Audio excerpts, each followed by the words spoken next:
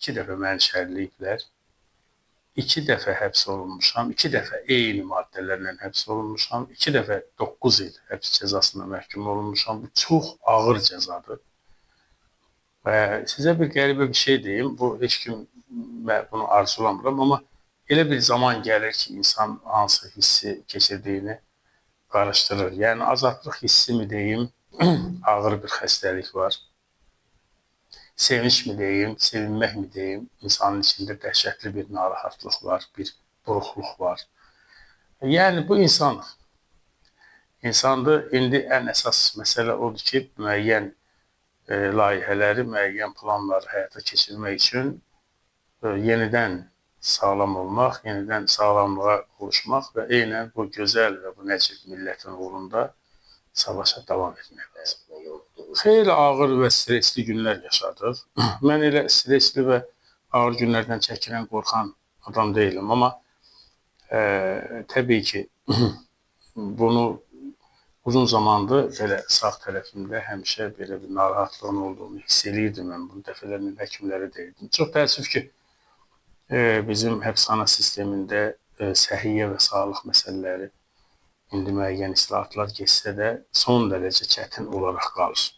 Yəni, minlərlə dustaq tibbi müayinədən, tibbi müalicədən məhrumdular və bu haqda bizim ayrıca imkanlarımız olacaq ki, danışaq.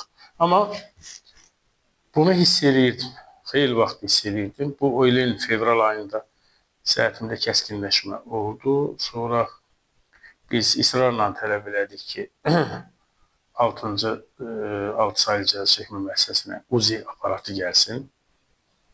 Biz 40 gündən sonra nəhayət nail olduq ki, UZI aparatı gəlsin buna.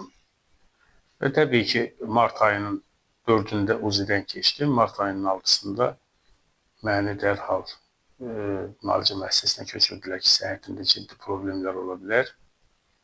Mart ayının 6-sından aprel ayının 7-sinə qədər bir araşdırma sürəci oldu Milli Onkologiya Mərkəzində olmaqla və aprel ayının 7-sində artıq diaqnozu mənə açıqladılar ki, bağırsaqda bədxassəli şiş və o da qaraciyərə metastaz verib.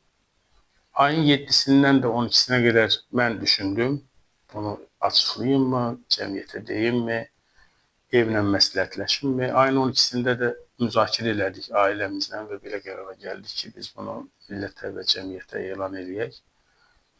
Və burada qeyd eləməliyəm, çox ciddi və operativ qərarlar nəticəsində artıq azadlıqdayım və ilk işimiz təbii ki, bu sağlamlıq məsələsi və bu bədxassəli şişlə mübarizə olacaq. 4-cü stadiya deyirlər, ən ağır mərhələ deyirlər. Biz təbii ki, səhərdən etibarən heç gecikmədən mütəxəssislərlə görüşəcəyik, danışacağıq və müalicə harada olacaq, hansı ölkədə olacaq, hansı ölkədə daha effektivdir və dərhal təxirə salmadan bir nömrəli işimiz, ilk işimiz prioritet. İndi bizim ömrümüzün ən prioritet qaydada məsələsi bu xəstəlikdən müalicə olunmaqdır.